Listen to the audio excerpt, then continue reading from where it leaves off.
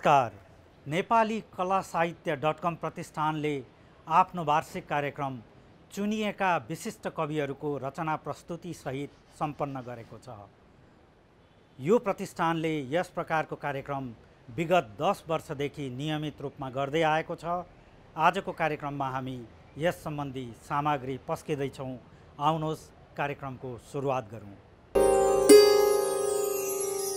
नेपाली कला साहित्य .com प्रतिष्ठानले विगत 10 वर्षदेखि निरन्तर रूपमा नेपाली साहित्यको श्रीवृद्धिका लागि प्रकाशन, गोष्ठी, अन्तर्क्रिया, साहित्यिक भ्रमण आदिका माध्यमबाट महत्त्वपूर्ण योगदान गर्दै आएको छ। यसै क्रममा प्रतिष्ठानले काठमाडौँमा आफ्नो वार्षिक कार्यक्रम आयोजना गर्यो। कार्यक्रममा नेपाली साहित्य र कला क्षेत्रका विशिष्ट व्यक्तिहरूले प्रतिष्ठानको योगदानबारे चर्चा गर्नुभएको थियो। साँच्चै भन्ने हो भने यो कार्यक्रम कला साहित्य .com प्रतिष्ठानको ट्रेडमार्क हो। यसका केही कार्यक्रमहरू कला साहित्य .com प्रतिष्ठानले प्याटेन्टिङ गरेको छ। यद्यपि अन्तर्राष्ट्रिय रूपले बौद्धिक सम्पत्तिमा दर्ता नभए पनि यो पञ्जीकृत छ नेपाली मानसमा यो पञ्जीकृत छ।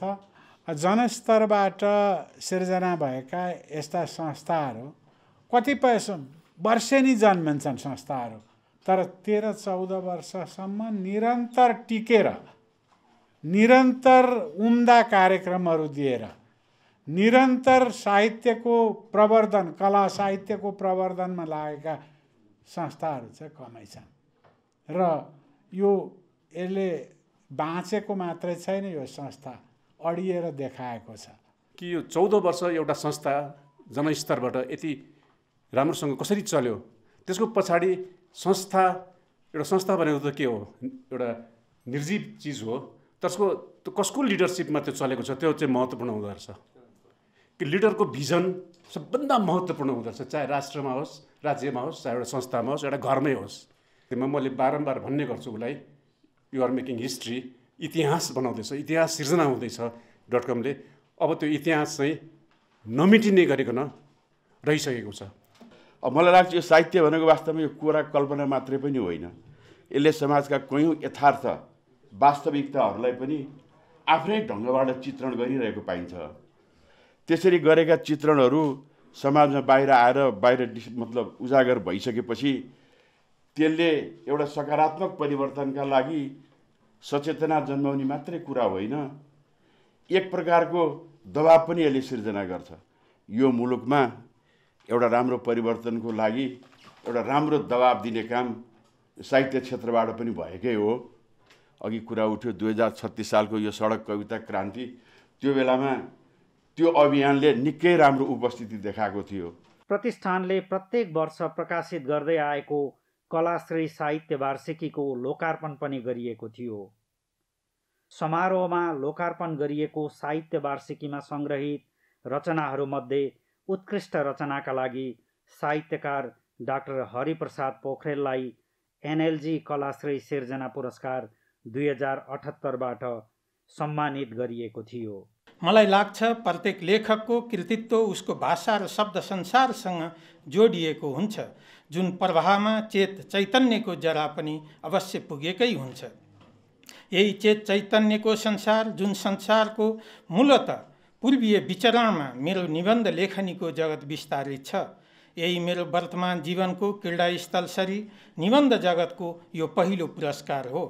तसर्थ मेरो निबन्ध संसारप्रति म कृतज्ञ छु। उक्त अवसरमा नेपाली साहित्यका चुनिएका विशिष्ट कविहरूले आफ्ना उत्कृष्ट रचनाहरू प्रस्तुत गर्नुभएको थियो। घरबाट निस्कँदा एक्लै थिएँ, निस्किने बित्तिकै बाटो मेरो साथी भयो। बाटोका धेरै साथीहरू रहेछन्, उसले सबैलाई चिनाउँदै गयो। फुलहरू, नदीहरू, झरनाहरू, खेत र खलिहानहरू, बगर, आकाश, घाम, जुन र ताराहरू अब मेरा पनि साथी भए। हिँडिरहँदा फुलहरूले सुवास हम्के, नदीहरूले गीत गाए, झरनाहरूले नाच देखाए, खेत र खलिहानले ऐश्वर्य पस्के, बगरले सास दियो, घामले उज्यालो दियो, जुनमा शीतलता थियो। हिँडिरहँदा टिम टिम ताराहरू आँखाभरि झलमलाए। भोकाउनु के थियो, रुखले फल दियो, निधारको पसिना बतासले पुछिरह्यो। घरबाट निस्केपछि बल्ल थाहा भयो मलाई, म एक्लो छैन, म निर्बल छैन, म निर्धन छैन। आह कति शान्त छ यो सृष्टि, आह कति समृद्ध छ यो संसार। यो संसार मेरो हो, मभन्दा सम्पन्न कोही छैन, मभन्दा सुरक्षित कोही छैन। स्वचालित मेसिन गनका पर्राहरूले छाती छेडेको बेनीका भित्ताहरू र पेन्टागनको छाती छेडेको विमानमा के भिन्नता छ? स्वचालित मेसिन गनका पर्राहरूले छाती छेडेको बेनीका भित्ताहरू र पेन्टागनको छाती छेडेको विमानमा के भिन्नता छ? सत्ता भोगको भोगका आतुर छायाहरू र महत्वाकांक्षाका बादलहरू एउटै त हुन्। पेन्टागनको रगत कालो कहाँ बग्यो र? जसरी बेनीका भित्ताहरू रङ्गिए क्षणभरमै राता राता छिर्काहरूले। उसले सपनामा देखेको भयावह घटनालाई प्रबन्धमा ढाल्न खोज्दा शब्दहरू डाँको छोडेर रुन थाले। उसले सपनामा देखेका अतिरञ्जित पात्रहरूलाई चित्रमा उतार्न खोज्दा कुची, रङ र क्यानभास अत्तालिन थाले। उसले सपनामा देखेका यावत कुराहरू व्याख्या गर्दै कविता लेख्न खोज्दा अक्षरहरू जमेर बरफका ढिक्का हुन थाले। मलाई सुनाइयो तिमी धनी भयो रे, मलाई सुनाइयो तिमी धनी भयो रे, खुसी लाग्यो। तर याद राखेस् काइला, करोडपति भए भन्दैमा के तिमी एक सरको भोग किन्न सक्छौ र? अरबपति भए भन्दैमा के तिमी अर्को लोक चिन्न सक्छौ र? किन्ने त आखिर खाने बेलाको एक गान भोजन त हो नि। किन्ने त आखिर खाने बेलाको एक गान भोजन त हो नि। चिन्ने त आखिर जाने बेलाको एक थान ओछ्यान त हो नि, होइन र? चाहे तिम्रो होस् या मेरो। मलाई सम्झाइयो तिमी सम्पन्न भयो रे, मलाई सम्झाइयो तिमी सम्पन्न भयो रे, हर्ष लाग्यो। तर याद राखेस् काइला, हुने खाने भए भन्ने ठान्दैमा के तिमी एकैचोटि दुई जोर जुत्ता भिर्न सक्छौ र? जान्ने सुन्ने भए भन्ने मान्दैमा के तिमी एकैचोटि दुई जोर खुट्टा हिँड्न सक्छौ र? लगाउने त आखिर त्यही एक जोडी जुत्ता त हो नि। हिँडाउने त आखिर त्यही एक जोडी खुट्टा त हो नि, होइन र? चाहे तिम्रो होस् या मेरो। असङ्ख्य प्रहार सहँदै ढलिरहेको रुखलाई थाहा थिएन उसलाई ढाल्ने बन्चरको बिँड उसकै हाँगाबाट निर्मित थियो। जब अंश बन्डाको कुरा उठ्यो, मुस्किल पर्यो मिलाउन, बा आमा कसैको भागमा पर्नु भएन। ठुलो हुनुको पनि के अर्थ हुन्छ र? जस्तो कि पानीको नुनिलो समुद्र, सिंहहरू सधैँ तलाउकै पानी पिउँदछन् आफ्नो सम्पूर्ण शिर झुकाएर। मेरो बस्ने घर मैले आफै बनाएँ, ऊ निर्जीव थियो, म सजीव थिएँ। एक दिन उसले आफ्नै ढोकाबाट निर्जीव बनाएर मलाई नै निकाल्यो।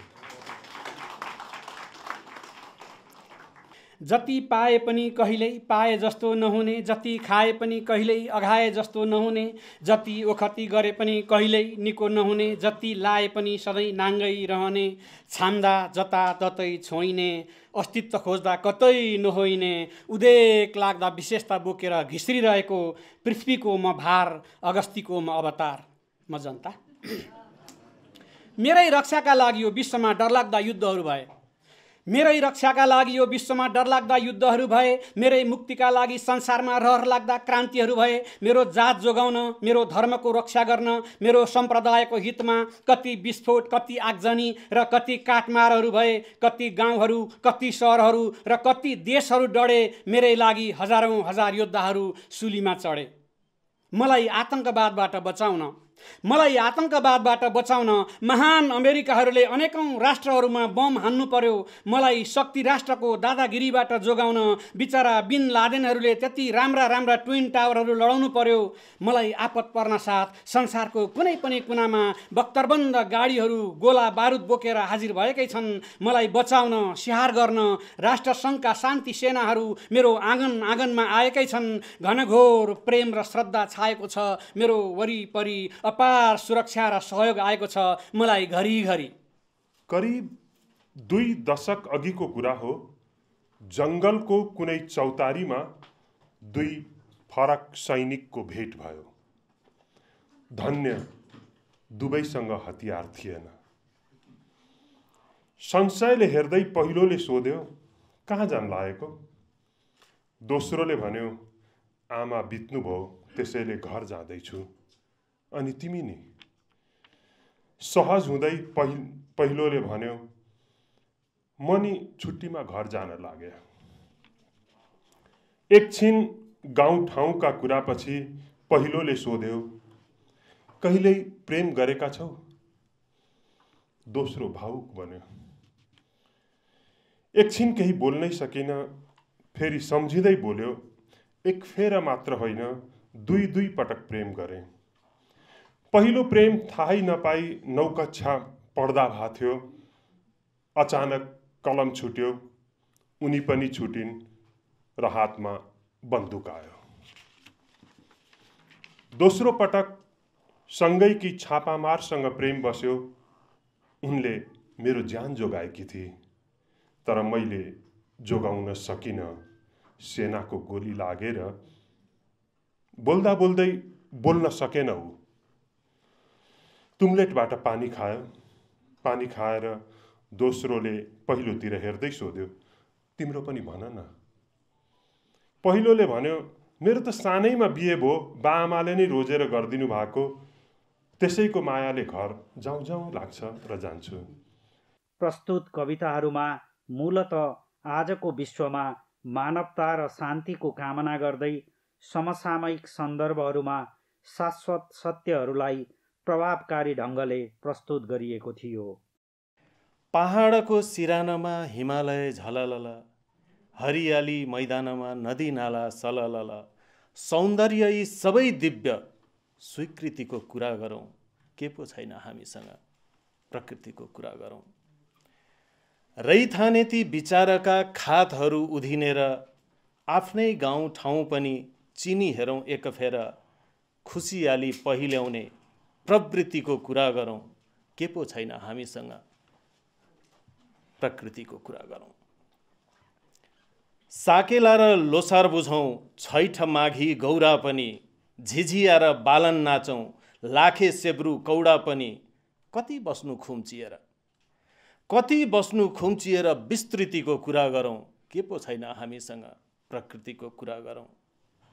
ठुलो सानो कालो गोरो तेरो मेरो झाङ्गिएर, एकअर्कालाई नङ्ग्याउँदा सबै जान्छौँ नाङ्गिएर। अभिमानी अभ्यासै विस्मृतिको कुरा गरौँ। के पो छैन हामीसँग? प्रकृतिको कुरा गरौँ।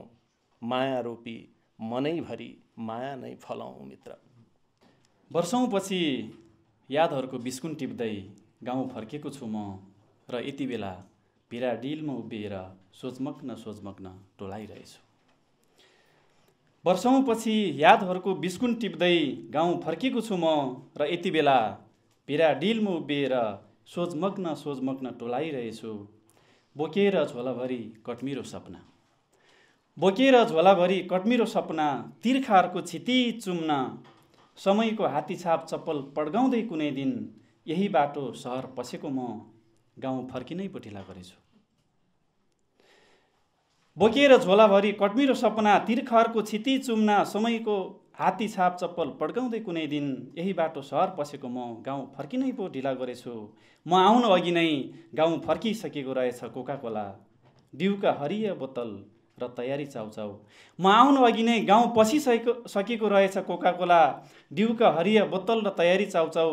समृद्धिको सप्तरङ्गी घोडा चढेर बादल पारी हराइ जाने प्रवासी यादहरूमा अचेल दिउँसै रक्सी पिउँदो रहेछ मेरो गाउँ।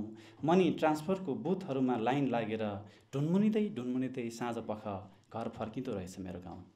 युद्ध जित्नकै लागि यदि हतियार उठाएको भए तिमीले, युद्ध जित्नकै लागि यदि हतियार उठाएको भए तिमीले, जाऊ एकपल्ट कहलिएका युद्धहरूको चिहानमा र सुन रातको सुनसानमा त्यहाँ गुन्जिएको मौनता। कुन मान्छेले कोसँग जितेर कुन सीमा र कुन समयसम्म आफ्नो जितको झन्डा आजसम्म फहराइरहेको छ। मैले जितेँ भन्दै कतिन्जेलसम्म संसारभरि गुन्जाउन सक्छ मान्छेले आफ्नो आवाज। र जितको झन्डा बोकेर कुन युद्ध पुरुष अहिलेसम्म जिउँदैछ। आफ्नो जितको उन्मादमा मात्तिएर मान्छे केवल मुर्दा भएको, आफ्नो जितको उन्मादमा मात्तिएर मान्छे केवल मुर्दा भएको तिमीले हामी हिँड्दै गरेको यस धुलोमा देख्न सकेनौ भने कुनै अर्को धुलो छैन मसँग प्रमाणका लागि, कुनै नयाँ चिहान छैन मसँग सबुतका लागि। हिउँदे झरी ओभाएपछि घामको उभार बढेको छ आकाशमा। रापिँदै गएका बारी भुट्यानहरू र उदात्त उडिरहेका चराहरू देखेपछि खेत खोस्रिरहेको किसानलाई माटोको गन्ध पनि मादक लाग्छ र आफै रोमाञ्चित हुन्छ। डिलमा उम्रिएको मरौटी झार देखेर छोरीले परपरे भनेको सम्झिन्छ र मनमनै हाँस्छ आफैले थाहा नपाउने गरी। समयले पुरिएर बग्न छोडेको कुलोलाई उसले खोस्रिएर कलकल बग्ने बनाउँछ। खेतमा उम्रिएका कुटिल कोसाका लहरालाई सायद बालापनको स्मृतिले उद्वेलित भएर त्यसै झाँगिन छोडिदिन्छ। घामको अचाक्ली बढ्दै गएपछि कान पछिल्तिरबाट बगेको पसिनाको धारालाई पटक पटक गम्छाले पुज्छ, तर झिझिन्न कत्ति पनि।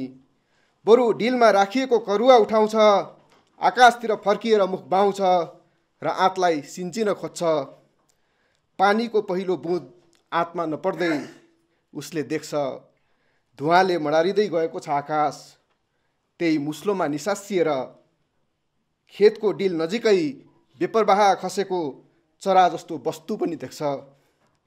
खेत खलिहानमा सक्रिय किसानको खुट्टामा अहिले पनि छैन चप्पल।